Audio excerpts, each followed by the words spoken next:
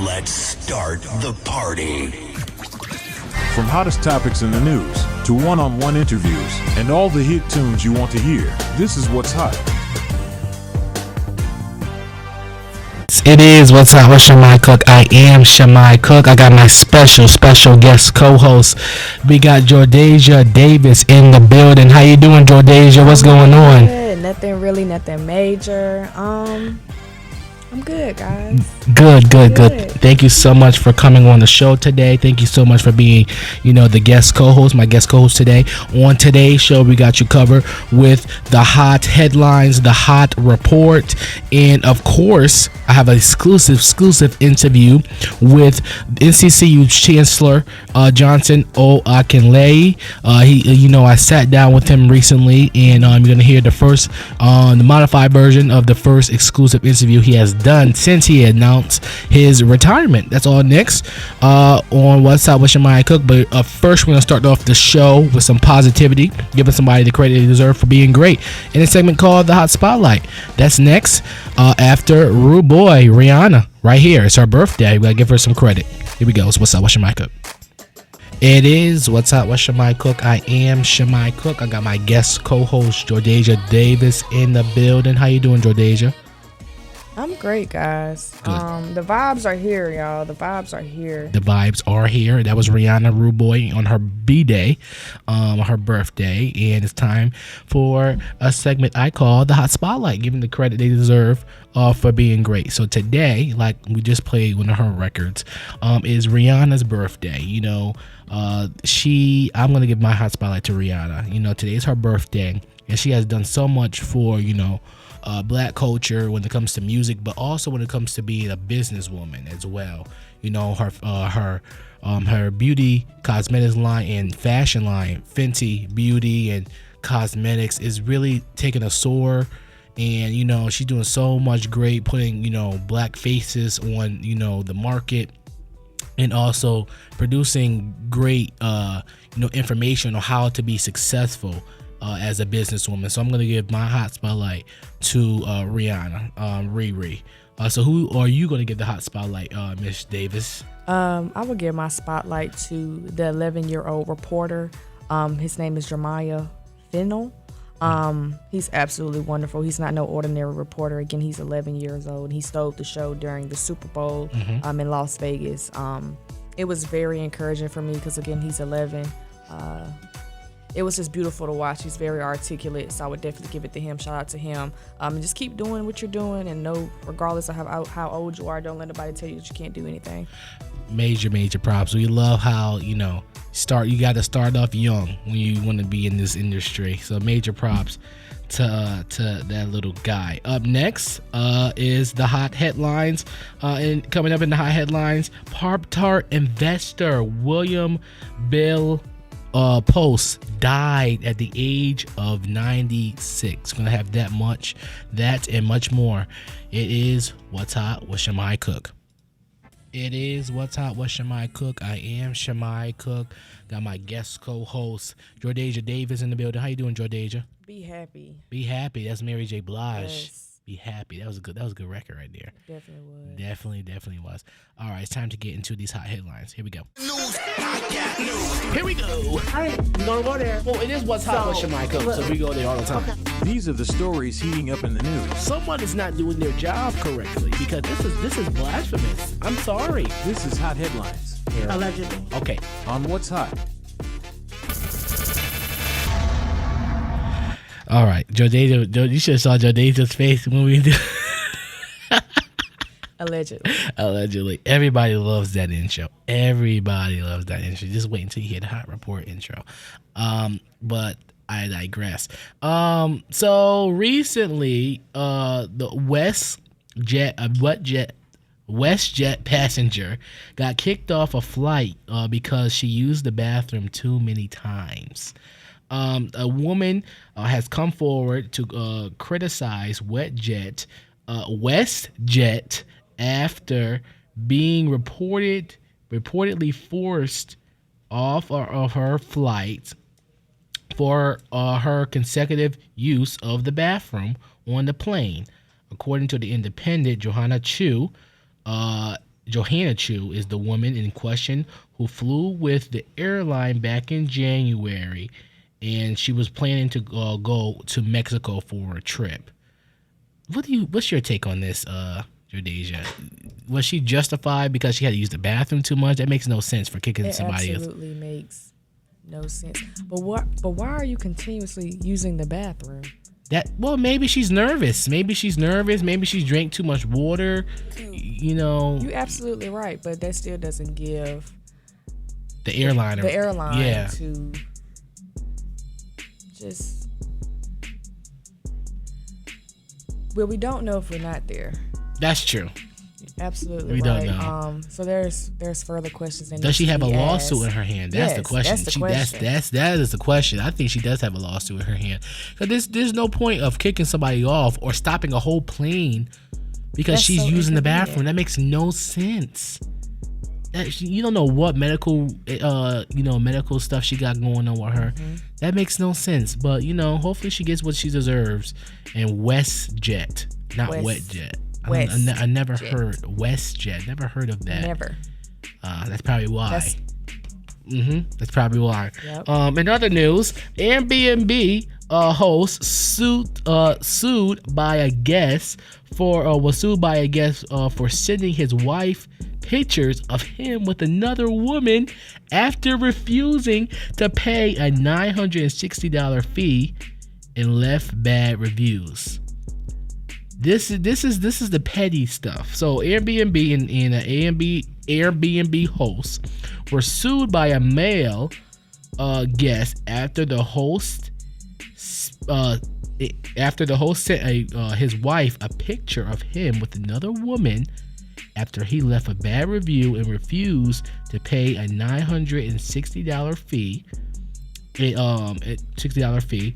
Sean Maxey, a Mississippi is suing Airbnb for a super host suit for emotional distress, evasion of privacy, and for causing damage in his marriage.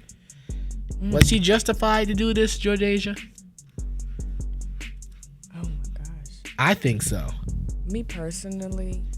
And we're saying that the host of the Airbnb sent those to his wife, yes. Oh God. My take on this, honestly, I've always say everything comes to the light. That's true. That's absolutely right. But was it? The thing is, that's petty. I'm petty. here for it. That's very, very petty. I'm all here for it, but that is extremely petty. Invasion of privacy. But that's a lawsuit. There. But that's a lawsuit. That is a lawsuit because that definitely, just won't be in a marriage. So yeah. That's him. All right, and finally, in other news, and this is actually a pretty sad news. So you grew up eating Pop-Tarts, Jordasia? Oh yeah. But see, I was a different one. Like people put theirs in the microwave. I didn't do that. I just ate it out the wrapper. Out the wrapper. Yeah, I do it both, out the wrapper or in the toaster. Well, the investor of Pop-Tarts, William Bill Post, died at 96.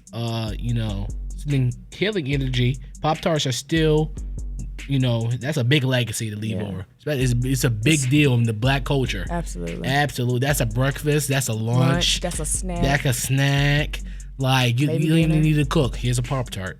I remember, it depends on the flavor. See, I don't like, I was only raised on the cinnamon, the cinnamon one and the strawberry one. I was not raised on any flavor. All these new flavors, Oreo. It's the fact that we said that at the same time. Oreo, these fudge ones. It's like, okay, I like these new additions, but they sometimes they're taking it too far. But like I said, healing energy. He died at 96. It's a long life. May he rest in peace. Coming up, and that was the hot headlines. What is coming up in the hot report, Miss Davis, Jordasia? The hot report will just specifically talk about Usher. He's recalling Chili turning him down during the marriage proposal. And also we'll be discussing Beyonce's new song and how a country radio station responds to an outrage after refusing to play her song. And SZA celebrating the first album to be introduced that's been spent over a year in the top 10 on the Billboards of the 200 chart. So that's pretty exciting, and that's going to be our hot report, okay? All right, that's all next in the hot report. Here, first is Doja Cat, Paint the Town Red. It's in CC Audio. It is What's Hot with Shimei Cook. You're listening to What's Hot on NCCU AudioNet. It is What's Hot with Shimei Cook. I am Shimei Cook. I got my guest co-host Jordasia Davis in the building. How you doing, Jordasia? Feeling good, guys. Feeling good. Let's keep it going. All right. It's time to get into the hot report. Here we go. Let's go. I get paid to talk about you, not talk to you.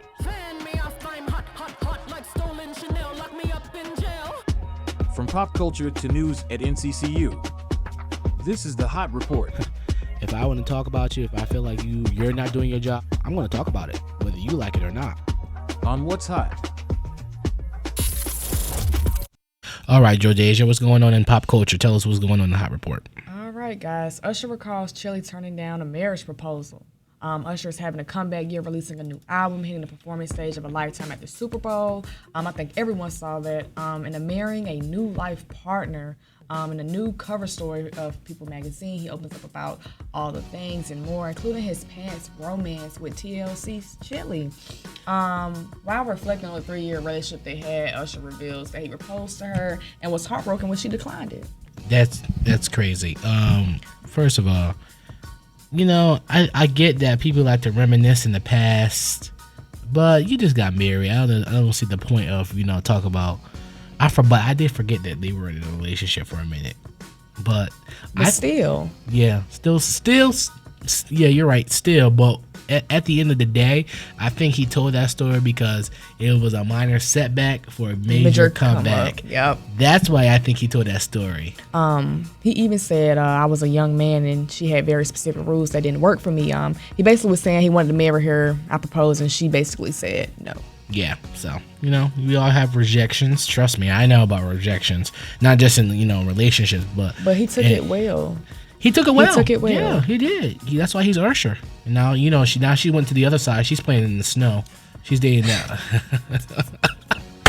Whatever makes you happy. Pager Dr. Umar. I'm joking. All right. Anything else in the hot report? We got country radio station response to an outrage after refusing to play Beyonce's new song. Oklahoma country music station is under fire for seemingly refusing to play Beyonce's new song, Texas Hold'em, and has responded to the claim in an exclusive statement to the Shade Room. A local listener claims he requested that the station play B's new country bop and shared an email he received back from the station saying, "We do not play Beyonce on KYKC as we are a country music station." The story not being able to play it quickly went viral, and the station has addressed the claim while speaking to TSR.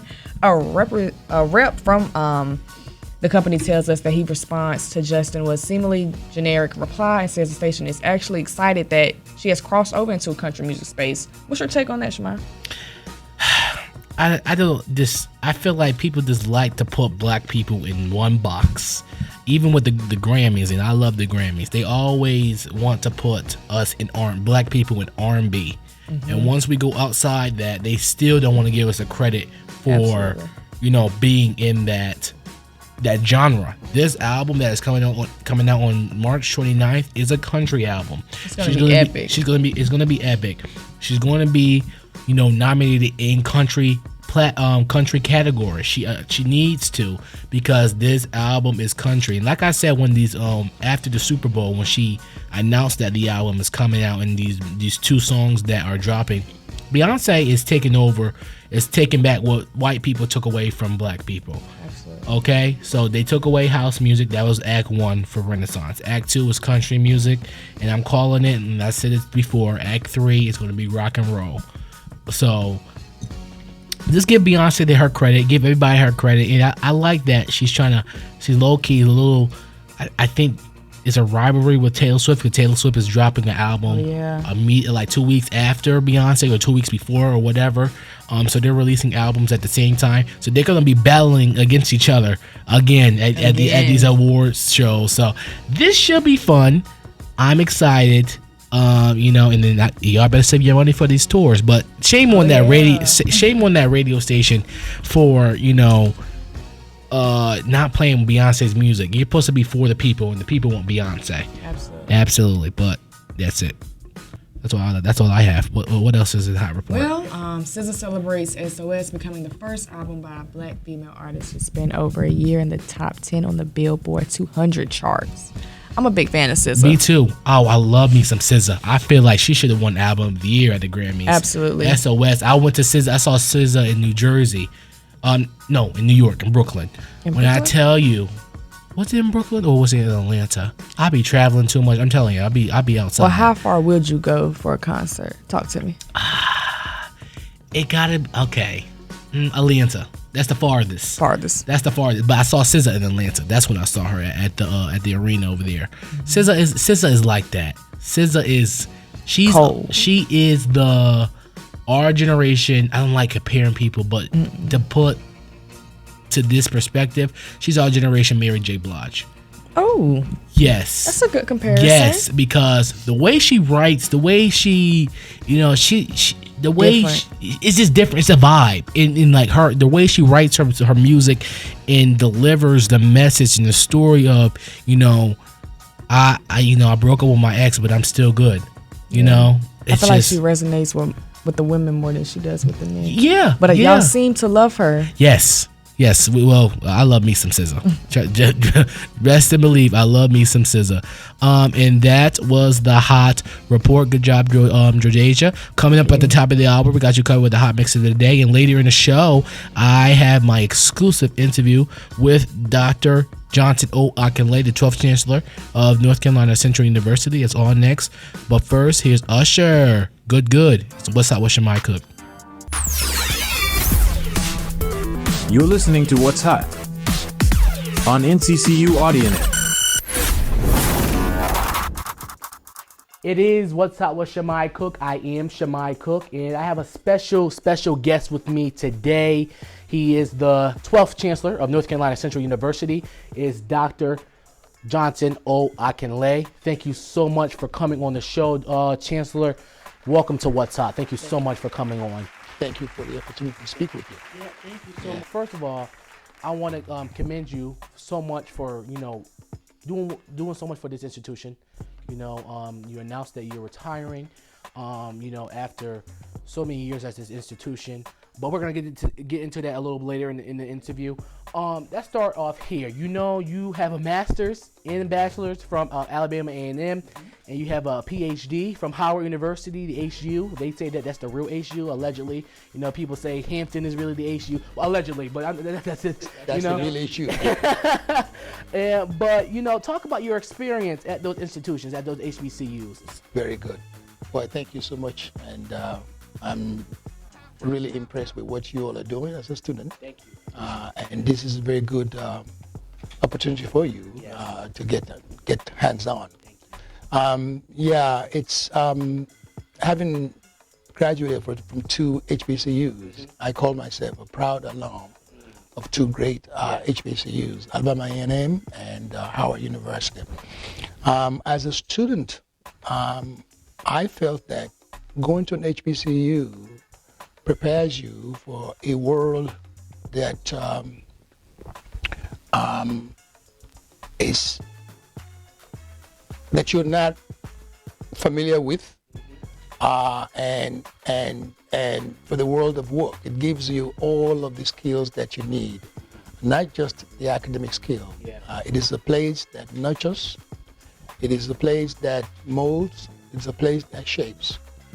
All my experiences, both at A&M and at Howard University, prepare me for what I am today. In terms of my skills, in terms of my experience, in terms of who I am and knowing who you are. We used to say that, going to an HBCU, you're not just a number. And that is very true. You have professors who take great interest in you. You have staff members who tend to nurture you very well and prepare you as a wholesome and well-rounded student when you come out with your degrees. So you appreciate that time. I really appreciate that.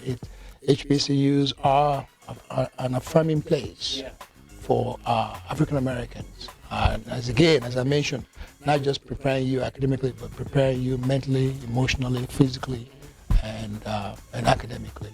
You come out a well-rounded individual. I'm still here with Chancellor Johnson Akele. So you've been in higher ed for a very, very long time. You worked at Bethune-Cookman, Edward Waters, UNC Wilmington, and now Bowie State. Yeah, Bowie State, and now NCCU. Was your goal always to be the chancellor of NCCU? You know, a chancellor of an institution? Well, as my primary goal was to become an educator. Okay. Went to school, came out of a family where my father was a principal, headmaster. Grew up in a family where my siblings are all well educated. And my primary goal was to become an educator, to be able to touch and transform the lives of students, to achieve their dreams. So I started out at Bowie State University as an instructor, a professor, assistant professor. Left Bowie State, went to Bethune as a department chair of Mass Comm and the director of the Mass Comm program. Served as a dean, served as associate provost, associate vice chancellor for academic affairs. Left there, had a brief tour at Edward Waters College as the chief operating officer and as well as vice president for academic affairs. From there, I went on to UNCW, where I was the associate vice chancellor for academic programs. And from there to NCCU as provost and ultimately as chancellor. Now, the question that you asked, was it always my dream to become a chancellor? It's always my dream to serve in the administration of higher education. I've always wanted to move from the classroom to administration and to help to shape the type of education, the type of services that we provide for our students. And I've been very fortunate to be able to do that. Yeah. Right. Dr. James E. Shepard, who founded NCCU, one of his promises was to give a quality educations to all students who came here. How do you feel you and your administration fulfilled his promise today? Absolutely. As you well know, Dr. James Shepard had a very, very noble beginning as a pharmacist himself and as a businessman. Took upon himself to found a university to educate African Americans, to give them the opportunity that they didn't have at that time. As you well know, at the time, there were limited options for African Americans to pursue higher education. So Dr. James Shepard founded this institution for that purpose, to educate and to transform, and so that African Americans can go on into the world of work and become a productive citizen. Now, with me, throughout my career, one of my major goals is to be able to touch the lives of African Americans, help them to transform themselves into productive citizens. So when I came here, my goal was to continue that and to continue to uphold the vision of Dr. James E. Shepard. As a result of that, I came up with the phrase, the Eagle Promise. And the Eagle Promise is one that tells our students, what is our promise to you? Our promise to you is to continue the vision of the founder, and to prepare you, to give you quality education, so that you can become, a productive citizen. And in doing so, we give you 4 tenets to that promise. One, that you will come over and graduate in 4 years. We try to prepare all of our students and suggest to them that coming out in 4 years would help you to curtail the cost of education and to be able to get to the workforce much sooner. And 2, to also be able to develop in yourself leadership skills that are needed for you to be successful in the world of work. One of the major soft skills that employers do ask for all the time is leadership skills. So through our co-curricular activities here, we try to emphasize to our students that you need to engage in co-curricular activities, internships, such as what you're doing right now, and to prepare you to develop those leadership skills. And the other thing that we try to do to help to continue the vision of Dr. James Shepard is to say that, look, we want you to be market ready. when you live here. What does that mean? Being market ready means that you have to do everything while you're here, inside and outside of the classroom, to prepare you to be able to secure that first employment, that first job upon receiving your diploma. We don't want you to go back home and stay with your mom and dad again. You want to go right to the workforce. Want you to go right. So we made a promise to you that if you do all of the things that we ask you to do, you prepare yourself, you do internship, you engage in co-curricular activities, and you will be able to secure an employment the day before or right after, you receive your diploma. And if you're not going into the world of work, we want you to be ready to go straight into a graduate school or a professional school. That's what we meant by market ready. And of course, the last tenet in that promise is to say that we now live in a global world. We want you to be able to operate on an international scale, to be a global citizen. And in doing so, we would expose you to a lot of activities, engagements, cultural events, that will prepare you to become a global citizen. Many of our students, as you know, do come from rural areas. Many of them, the first time they come to a big city is when they come to NCCU. And so preparing you to engage on an international stage, to travel, to see cultural places, arts and culture and music and all of that. We want to prepare you to become a global citizen. So those are the four premises. And that's how I continued to foster and to promote the vision that Dr. James E. Shepard laid down when he founded the university. We have so much more with Chancellor Johnson Owakenle here on What's Up, so do not go anywhere. It's What's Up with Shimei Cook. It is What's Up with Shimei Cook. I'm Shimei Cook, and I'm still kicking it with Chancellor Johnson Owakenle. You have led NCCU to record numbers in enrollment, fundraising, and investing in campus security. Why were these initiatives so important to you in your administration? It's a great question. In 2017, when I became the chancellor, we laid out a number of objectives that we believe are very, very germane to the success, of the institution of our students. We made student success our number one priority. In order for us to be able to do that, we wanted to create a safe and secure campus environment. At the time, we had some challenges with crime in Durham that was seeping into the campus. And so we made a determination to invest heavily in campus security, safety and security. In fact, we spent roughly $3 million plus dollars on that.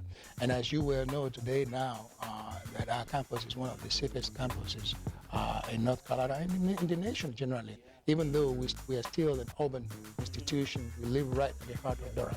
And we've done things here on campus that protect the safety of our students. Our dormitories, card entry, we have all card entry now. We have cameras all around the campus. More than almost 1,000 cameras everywhere on campus. We have strengthened campus security, campus police. We have partnership with the Durham Police Department to have some jurisdiction in the streets, the public streets that border our university. So we did that because we wanted the students to be safe, and we wanted to be able to tell the parents that their students will be safe if they come to us. So that was number one. And we did that, and I'm happy that today, as you walk around this campus, our students are pretty safe. The second thing that we did is we also wanted to build a campus for the future. Most of our buildings, as you will find in many HBCUs, are aging, and they've been built so many decades ago, and it's always a significant challenges with repair and renovations. And so here at NCCU, we wanted to have top-notch facilities for our students to live and to learn. And therefore, we decided that, okay, we need to build additional residential halls because most of the ones that we have were aging. And at one point, we were putting students in hotels. and we realized that that was not going to be sustainable. And so we went ahead and entered into a public-private partnership, and I'm very happy to say that we were very successful with it. Yeah. Last month you announced, in a statement to, the public and to NCCU community that you are retiring after over 30 years 37 years in higher education as the Chancellor of North Carolina Central University. Why was it the time now to retire? Well, there is not a what you might call the right time. After having served, as you mentioned, 37 years in higher education and half of it in upper administration, having done all of the things that we've discussed in contributions and making strides and moving the university forward, you get to a point where you feel that it's time to retire and do other things that you haven't had time to do in the 37 years that I've been here. So I could have done it next year, year before. It's just not. I just felt that it is the right time because right now the university is in good shape. Enrollment is good. Fundraising is good. Academic programs, expansion, infrastructure expansion. The university is in a great place for handing over to a new person to move on. So I think it's a great time. Mm-hmm. Last question. What is your plan for retirement? That's a good question. Well, as you can imagine, after 37 years of service, there has not been a break for me. It's been many years of work. One, I want to just spend time with family, do some travels, and then pick up some hobbies, Okay. Golfing, swimming, tennis, biking. biking. In fact, just got a new bike. You got it. I got it. Okay, Yes. we were talking about that earlier in the year. You got the bike. I got electric bike. Okay, now. good. And I'm gonna bring it to campus one Okay, day. So, okay. Ride it around. Me, you can have races on my school. We need to do that. Yes. I bought it. I bought it in December, and so there's so much to do. Right, my wife and I want to do some travel, spend some time with the family, and then of course we'll determine what to do with. If we get bored, there are so many things that you could do.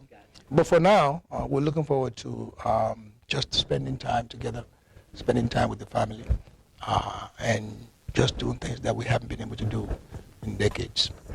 Yeah, and we're gonna miss you. Absolutely. You have been just a wonderful, wonderful student, and you need to continue to do that. I will. Doing everything that you can. When you come to school, you got to do more than just go into class. Yeah. Okay? You got to take advantage of every opportunity that's around you, both in the classroom and outside the classroom. You've been a very engaged student. I've seen you around the campus, and I'm so proud of that. Thank you so much, Chancellor Akinlay, for coming on What's Hot. It's What's Hot with Shimei Cook. The hot question of the day is next. We should be back. You're listening to What's Hot on NCCU AudioNet. It's What's Up with Shimei Cook. I am Shimei Cook. I got my guest co-host, Jordasia Davis, in the building. How you doing, Jordasia? We're good. We're back like we never left. We're back that we never left. And it's time for the hot question of the day. First of all, I really appreciate Chancellor Johnson Akinlay for coming on the show, for agreeing to sit down with me. And I hope you guys enjoy our full conversation that will be up at the end of the show on the Cook Entertainment YouTube page. So make sure you tune in to that. All right, enough of that. It's time for the hot question of the day. So recently, I put a poll out on my Instagram at Shimei Cook TV, as I do every week, with a hot question. And I talked to Jordasia about this hot question yesterday. We have a few classes together, and she said I should do this question. So I put a poll out recently on my Instagram at Shimei Cook TV for the hot question today, and the question was: is liking a girl's or a guy's posts considered cheating when in a relationship? What is your opinion, Jordasia? And I'm going to tell you the results after your opinion. All right, first things first. I'm a big person about, if you expect me not to do it, you don't do it. If I, you know what I'm saying? That's just pretty much how it is. I do also think it depends on who you're dating, who you're in a relationship with. Yeah. Me personally, I feel like it's all about your relationship and what's your do's and don'ts and things of that nature. But also, it does depend on the picture. And I do feel like now in today's society, a lot of men want that that look that they're looking for, and unfortunately, that's just not how everyone is. And me personally, if you're gonna date someone who's bad or whatever the case may be, or to your liking, don't try to change somebody or put them in a box. But me personally, it all depends on who you're dating in a relationship. Well, so according to the poll, over 245 people voted, and 30% of the people say yes, and 70% of the people say no. So, I don't think you're cheating if you like someone else's picture. If you're commenting, it's the context of the picture as absolutely. well. Because if I liked a girl, LeBron went through this situation recently. He liked a girl's tweet, a model's tweet, and he unliked it real fast. But of course, brother, it's LeBron, so we're gonna see. And that's what sparked this conversation. I believe I agree with the poll. We got a caller on the line. Hello, who's this? Hi, this is Jaden. Hi, Jaden. How you doing? I'm good. How are you doing? Good. So the question of the day is cheating. So when if a guy or a girl likes a post on social media, and they're in a relationship, is that considered cheating? I don't think that's cheating. I think if you liking your ex's picture, I'm gonna question you. But if you just liking a girl's picture on Instagram, I don't think that's cheating. Nor do I think liking a guy's picture on Instagram is cheating. I'm also here with Jordasia Davis. She asks, what if he's commenting under there? All right, why are you doing so much? Like, what's the comment? Like a fire or like a hard eye? I think it's context. Yeah, to me, I feel like if you comment on something, that means you have feelings for somebody else, or you're not. I think that, I don't know if that's what I think, because sometimes I'll comment like fires or something, because maybe the fit was hard, okay, and that's cool.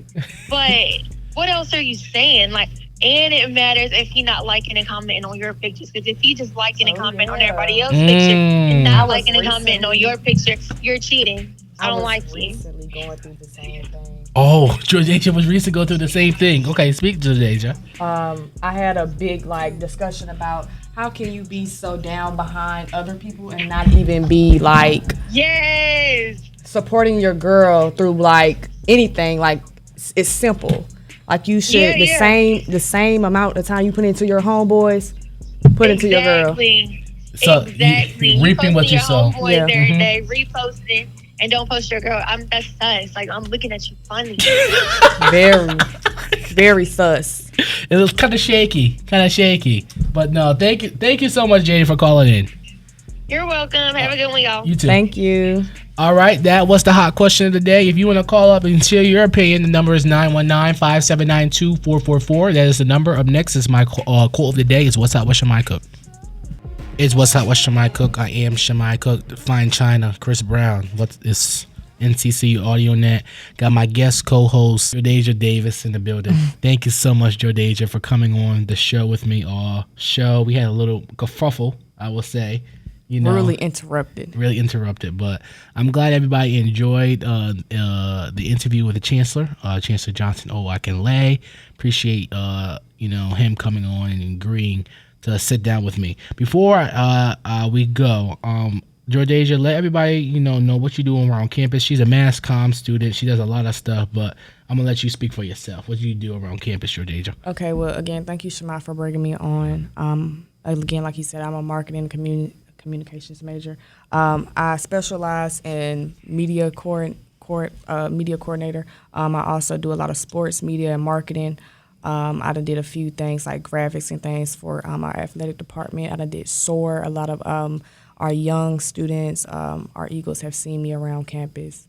I just do marketing, so if you need anything to be promoted, I'm definitely there. I do homecoming events also, and it's pretty straightforward. So Thank you so much. And make sure y'all follow her on Instagram. What's your Instagram?